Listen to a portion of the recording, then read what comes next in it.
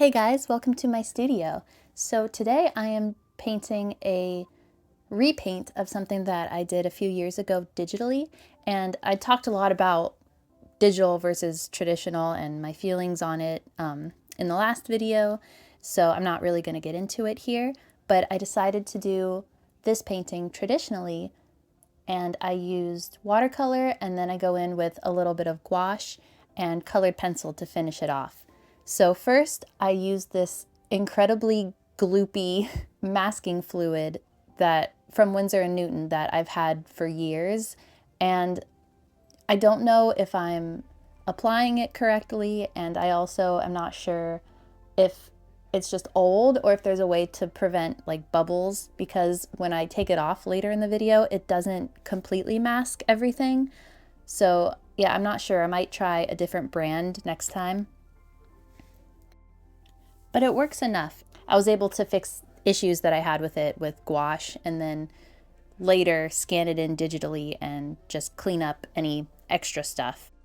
Especially little hairs, because owning a cat, I just get, like, there are hairs everywhere, and no matter what I do to try to prevent, yeah, it's your fault. But no matter what I do to try to prevent hairs from getting everywhere, they just do. So thankfully, I am able to fix things up by scanning it after the fact. But after getting everything all set up, I finally go in with my watercolors, and the first thing I did was set up a big pool of a blue and a big pool of a purple, and I used plenty of water to make sure that it would spread nicely, and it ended up with this really beautiful texture that I really like, and it's splotchy, but it's splotchy in a good way, and I'm really happy with how it turned out. After that first layer, while it was drying, I then went to the bottom portion where you'll see a bunch of little stars later on, but I used my pastel watercolors for this section, and I used a mix of blue, yellow, pink, and like a peachy type color to just fill in big blobs, and then you'll see I go in later to add detail, but I wanted it to be very free-flowing and kind of just let the watercolors be what they are and do their watercolor thing of spreading out all over the place. And I had a lot of fun with this type of freedom. It ended up kind of messy in the end because of it, but I don't hate it. And I think it'll be fun to experiment later on with having a good balance between messy and still doing what I want it to do. I've just been having a lot of fun lately letting the mediums kind of express themselves, if that makes sense. Like I feel like in the past I would try to force everything to be completely controlled and work exactly how I wanted it to work, even if that's not really like the type of property that medium's supposed to have. Like I wanted everything to be digital art, basically, where I had like full control, and I'm starting to embrace not having full control, and it's been very freeing, even though it definitely gets frustrating, especially when I start working on the hair, which you'll see in a bit. So after the first wash of everything, I go in with a second wash of the blue and purple to make it darker, and then I don't show it on camera, but I did do a third just to make sure I had the full vibrancy, because I wanted the background to be super colorful and as dark as I could make it. I still think maybe it ended up a bit too light, but I still like how it looks, so it's fine.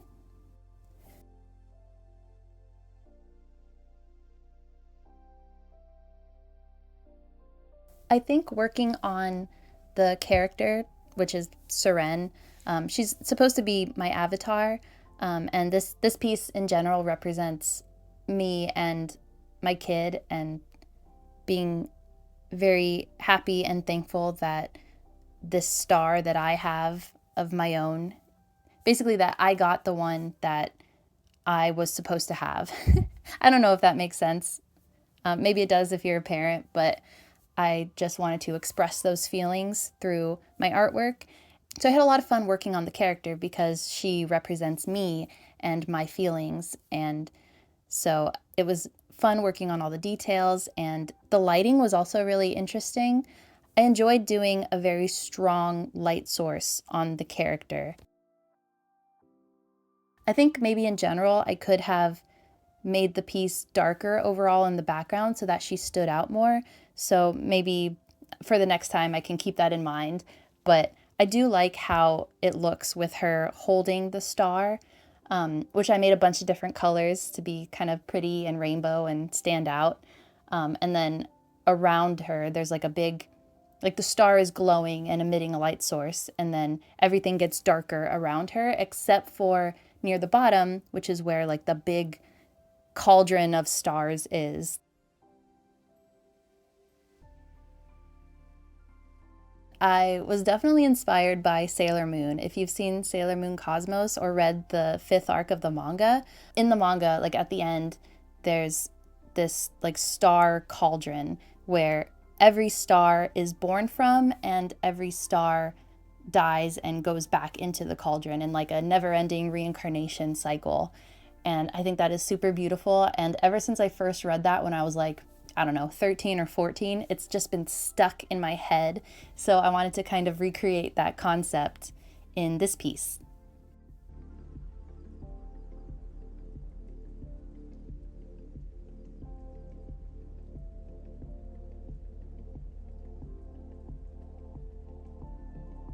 Something that I think I did successfully this time around, as opposed to when I've worked with watercolors in the past, is that I've started off very light.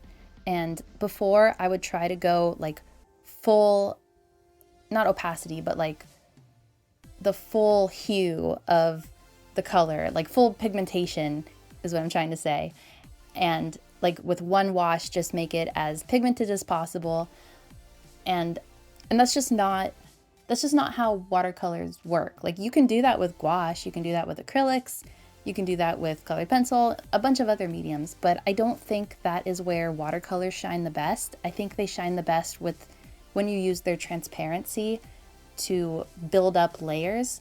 And I think anyone who works with watercolors will probably tell you that too. So this time around, I wanted to really be patient and allow the layers to dry, even though that means it took me several days to finish this artwork. Even though all around it took maybe 3 or 4 hours to do it start to finish, but with drying time, it took quite a long time. But I think it paid off, and I'm very happy that I did that and that I was patient. Working on her skin was probably my favorite part. I don't know, I had a lot of favorite parts. I had fun with this, but I enjoyed working on the skin and doing the shading because in the past I've struggled a lot with like skin tones and shading skin, especially faces, but I think that I've kind of maybe hit a breakthrough, and it seems like I feel like I've gotten better, and I think that is apparent. Hopefully it's apparent. The part that I did not enjoy as much is the hair. I think it turned out really well, and I think it became my favorite part, like to look at after the fact, but it was very frustrating to work on. I initially did the layers with watercolor, but I made the mistake of trying to add too much texture too early, and I think that caused it to become very splotchy. So what I did after that was I tried to go in with gouache, and I didn't show the whole process in this video because it was like 40 minutes of me struggling with painting over the hair with gouache until it became a muddy disaster. And so what I did to fix it afterwards is I ended up rubbing off all the gouache, like adding a bunch of water to the hair, and then getting a paper towel and lifting the color. And I'm very thankful that I chose to use a good watercolor paper. This is Arches or Arches, I'm not really sure how you pronounce it, but I used that paper, and I'm glad I did because it can really take a lot of scrubbing, and I did a lot of scrubbing for this artwork. But yeah, so once I lifted off all of the gouache, it ended up with a more even, like reddish orange color in the back. And I don't know why or how, but I am happy that I did that, and I'm happy with how it turned out, because then I just went in with very light layers of gouache because I still wanted it to look transparent. And I think after I did that, it turned out a lot more even, and the shading just looked a lot more realistic, and yeah, just not as messy and splotchy. In this video, it looks like I worked on all the little details of the stars after I did the hair, but in reality, it was after that 40-minute struggle. I said screw it and got out my Poscas and started working on some of the details, like adding little sparkles to Seren's eyelashes and to the stars, and all the little stars at the bottom. I outlined them with a white Posca to distract myself from how frustrated I was. I love detail work, so especially adding little sparkles and things like that at the end. So whenever I get frustrated or impatient with a piece of art, I like to just go in with the little details and just add little sparkles and dots and a bunch of pretty little details. It makes me happy.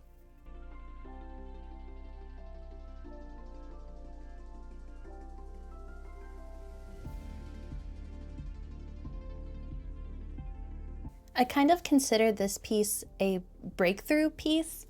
Like, I definitely don't think it's the best work I've ever done. Maybe watercolor, but just in general, I don't think it's my best work.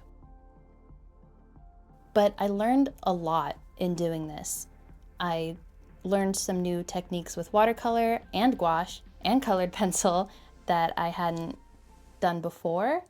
And I also learned a lot about anatomy because I had a very specific pose that I wanted Seren to be in, which is that like little hunched over and floating pose.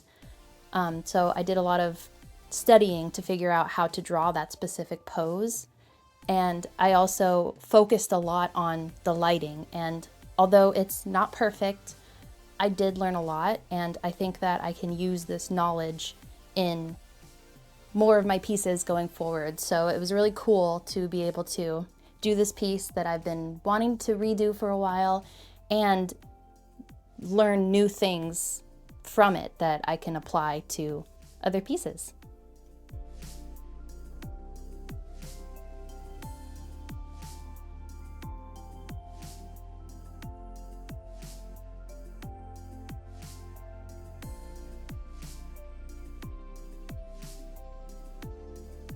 And it also took a very long time, and I don't think it's that fun to watch me do all the little details of the stars. So I sped up this portion a little bit just so it would go by faster. I also went in with really watered down white gouache to dull some areas that I thought were maybe a little too dark. And I'm really happy I did this because it added some much needed lightness and airiness to the piece, and it also helped even out some of the splotchiness from the watercolor. It still looks kind of splotchy, like especially the circles around the stars that are not in the cauldron section, but that's okay. It looks a little uneven. Life is uneven, so it's fine, right? I don't have a whole lot to say about the rest of this section, so enjoy the music, and I will catch up with you in a bit.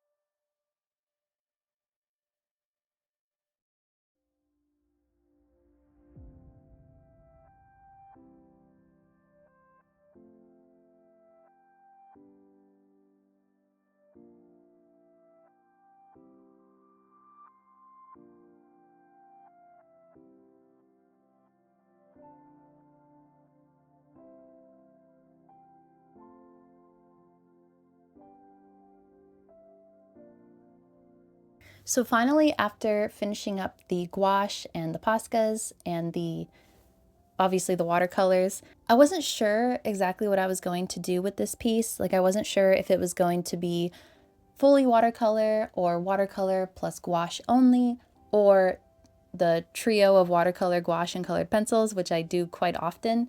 And it ended up being the trio because I just like adding that little bit of texture with the colored pencils. I'm using a mix of Caran D'ache and my Arrtx colored pencils.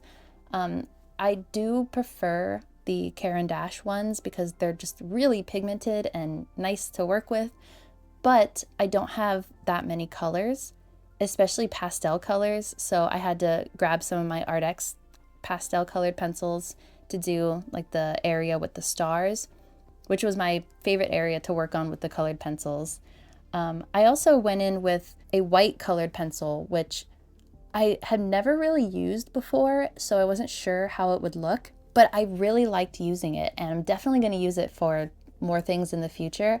I think it added texture, which I've been really enjoying adding to my work lately, but also it lightened up areas and helped blend some areas that I thought needed some help, especially in her dress. I thought that there were too many like unblended areas of different color, and it looked uneven and kind of not in harmony. So I think the white colored pencil just made it more even. So that was a cool new little revelation. And I also did the final bits with her hair, which is where I really think it starts to shine. I added some lines, but I didn't fully line everything. I just added line art where I thought it needed it, like in the darkest parts of the hair and like in her face and everything. And it just really brought everything together, helped mask some of the mistakes. And yeah, after finishing up everything, I just took off the tape, and here's how it turned out. Thank you so much for watching this video, and I will see you in the next one. Bye! As always, thank you so much to my super awesome patrons, Harry Hamster, Subside, Nene, and Mikey. You guys are super duper awesome, and I very much appreciate your support.